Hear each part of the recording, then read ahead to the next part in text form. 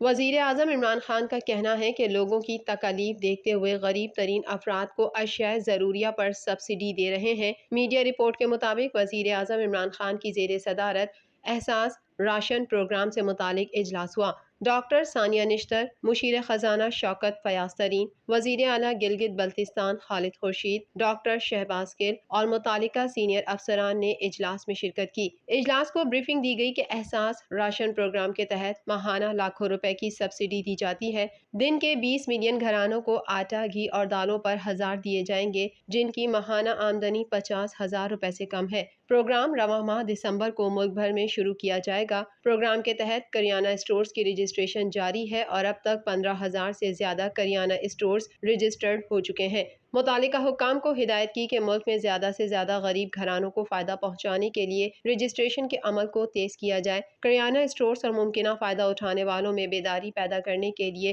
ضلعی حکومت کے حکام کو بھی شامل کرنے کی ہدایت کی۔ وزیر اعظم کا کہنا تھا کہ حکومت عام آدمی کو زیادہ سے زیادہ ریلیف فراہم کرنے کے لیے ہر ممکن اقدامات کر رہی ہے۔ مہنگائی کی وجہ سے لوگوں کی تکالیف دیکھتے ہوئے غریب ترین لوگوں کو اشیاء ضروریہ پر سبسڈی دے رہے ہیں۔